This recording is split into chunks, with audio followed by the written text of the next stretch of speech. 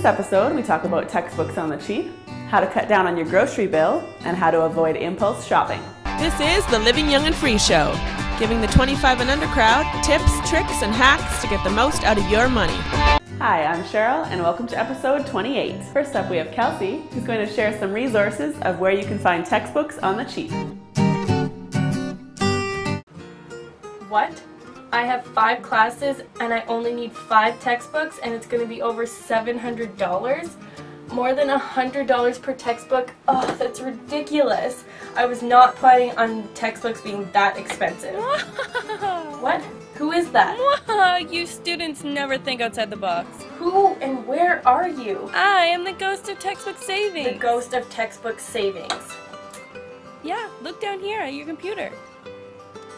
Hi! Okay, I know I don't look like a ghost. I was just kidding. I'm actually your conscience. I could tell you were feeling really guilty about spending so much on textbooks, so I think I need to help you think outside the box a little bit.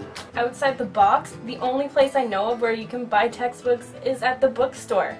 Do you mean like buy used textbooks? Well, yeah, but I want you to think further. Let me show you some places where you can get really good deals on textbooks. First, let's look at textbookexchange.ca. This is a great website where you can search for the textbook you need by title, author, or ISBN number. You can usually find your textbook for at least $10 cheaper, and this is a great place to sell your books at the end of the semester as well. And now I'll show you avebooks.com. This is an awesome website where you can even find some textbooks for 50% off. And now my favorite, Bing Shopping. This is a sweet site where you can search for your textbook and then they will comparison shop for you. You can find some huge savings on this website and it makes the process of searching for the best price much quicker. And if you like this idea, then you'll also like the iPhone app Campus Books. This app will do the same thing for you as Bing Shopping. This will search the web in hopes of finding you the cheapest price. Wow, I never knew that sites like this even existed. Cool. Yeah, I know, I'm cool. See what a little exploring can get you? Yeah, thanks, ghost of textbook savings. Whatever, have fun shopping. Oh, I will. Oh, hi, yes. I recently purchased a laptop from you guys, and I think that you forgot to install the Conscience program on there that's supposed to save me money. I don't see it. I'm looking everywhere. I don't even see an icon for it. So, hello? All right, up next we have Keith, who's going to share some tips on how you can cut down on your grocery bill. Now, the first thing I want to talk to you guys about is finding a budget for yourself. An amount of money you can spend per week or month on groceries, and you can't go over that amount that you set for yourself. Now, you want to find a figure that's not too extensive, something you're comfortable with. There's a very common perception that people have that when you spend less money, you can't buy the foods that you love. And that's just a lie. Of course you can. It's all about finding the right time to shop. And you want to know the wrong time? When you're hungry. Chips Ahoy cookies. We get 2 of those and Reese's Puffs. Yeah, we can get some Reese's Puffs. Oh, the wafers, chocolate, vanilla and some corn puffs over here. Oh, Viva Puffs. Love Viva Puffs. Some digestive cookies. A lot of coconut.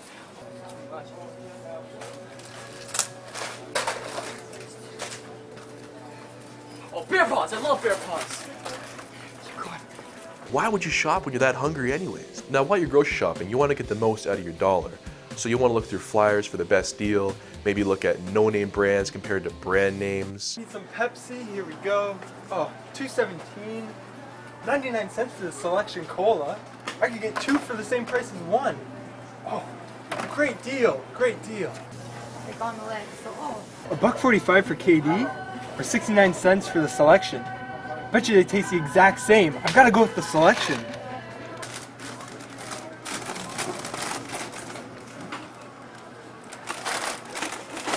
Well, that guy's not saving money. Okay, if you're gonna shop while you're hungry, at least look for samples.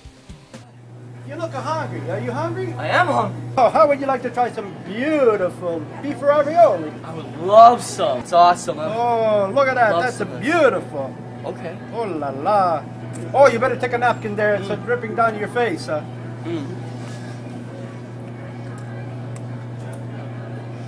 So good. Thanks so much. I don't know what to say to that. I was reading a real cool article called A Small Notebook from a Simple Home, and basically it talked about freezing your food. So don't go out and buy enough for one meal. Go out and buy enough for maybe 5 or 6 and freeze what you don't eat. And the second tip was don't waste food. If you have leftovers, save it for later in the week and you can maybe use it for another meal. Another way to save money while grocery shopping is to use coupons. Make it rain. So hope you guys enjoyed those tips on how to save money and cut down on your grocery bill. Back to you, Cheryl. Thanks, Keith. I know I've made it a personal rule to always eat before I go grocery shopping. Actually, that rule applies to almost any activity. Last up, we have Rob, who's going to share some pointers on how you can stay away from impulse shopping. The urge to splurge. How many times have you caught yourself thinking more and more about spending your hard-earned cash on stuff you don't need?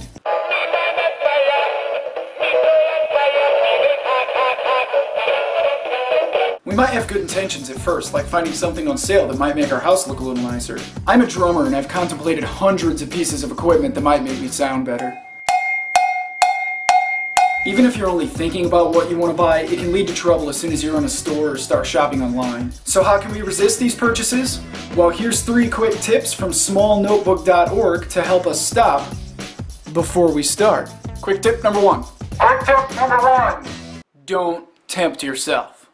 We rarely think about buying something before we've actually seen it. This is why catalogs and weekly ads are mailed to your house. Try to resist the urge to look through every single ad, or you can take it one step further and call and request that those ads not be mailed to your house. Quick tip number 2. Know your weakness, and know it well. As a musician, there is some equipment that I really do need because all other parts of my life really do revolve around music. But usually staying out of a place like Guitar Center is a pretty good idea for me. Guitar Center! Woo!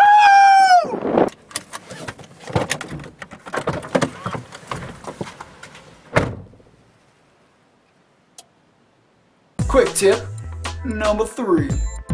Wait for it. I use a system that I've talked about on my blog before called the 30-day rule. If you want something, put it on a list, wait 30 days, and then if you still want it, you can start budgeting for it. This helps separate between impulse buys and what's really important. So I want to know what works for you. How do you keep yourself from buying leopard print rugs and mink laptop cases? Leave me a comment. Until next time, this is Rob, What Happened to My Hair Cartwright, with Young Free St. Louis, signing off. Back to you, Cheryl. Thanks, Rob. And I'm Cheryl. Yeah, I wanted to ask about your hair, but I didn't know how you felt about it, didn't know if it was a touchy subject or not, so I didn't really want to bring it up. Weens. And that's our show. If you have any feedback or ideas for upcoming episodes, feel free to comment below or email me at livingyoungandfree@gmail.com. Join us next time for more great tips, tricks, and hacks on how to make the most of your money. Young and Free is a credit union movement that gives young people a voice, a head start, and useful information.